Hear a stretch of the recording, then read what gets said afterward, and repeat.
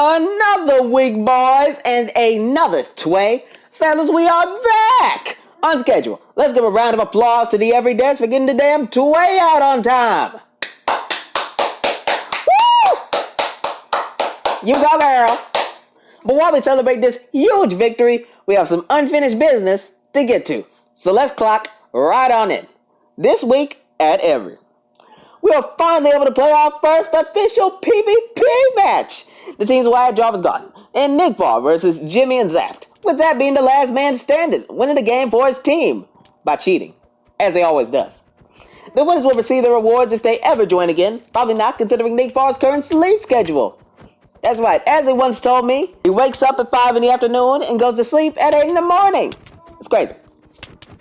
So we have begun gathering weapons and armor that will be presented in the next award ceremony, which will take place in December of 2021. That's not when we're planning to host it, but it's probably when it will actually happen. Yep, as I said in Tway 2, the last award ceremony was a complete and unmitigated disaster. I still need to make that video on it since I still have the recordings. It was pretty terrible. But a ceremony in summer of 2021 delayed due to the virus crisis could be whatever it needs to salvage the reputation of these ceremonies. I'll say it right here. I will fund the construction of a stadium for the every award ceremony. Hold me to that, fellas. We have also begun work on 2 new projects along with the ones already in progress. The White House and Garden of Salvation projects, yes, that's stolen from D2. Expect to see a lot of progress made in the next tway. Nick Farr's Crown Champion's Mark helmet has been upgraded to netherite. That's right, fellas, it happened. We found a Bastion remnant that held a netherite ingot while looking for quartz deposits in the nether. This is both unlucky and lucky at the same time, considering the fact that we didn't find any while on a mission whose sole purpose was to find a netherite ingot, but found one on a mission that got the damn quartz. In the creative world, Build 2, named after the legend himself, production has started on modeling a new Crucible map that will take the shape of a hemisphere with a diameter of 57. I know, fellas, I tried 52, but it just didn't make the cut. We have still yet to decide the blocks that we will use to build such a structure, so any suggestions will be welcome, and probably decline because I'm indecisive as Well, Nick Farr, that's one way to put it.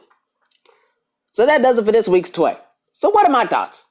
Well, fellas, this was a pretty meaty tway. PvP in particular was wild as hell. I can't believe how fun it ended up being. The mansion map really made some fights feel like a Tom and Jerry cartoon. I must admit, it was pretty fun since I had my doubts before about PvP. If I had to criticize one thing, then it'd be the system for getting weapons is asinine. The players should be able to use whatever weapons they want. Besides Flint and Steel. I learned that the hard way. So fellas, it looks like Every is undergoing some fundamental changes and they're looking to be for the better. Let's keep this momentum up, fellas. More structures, more holes, more loot, more tway. Anyway, fellas, that'll be it from me. Thank you all for watching, and as always, Slap that like button like your mama told you, right?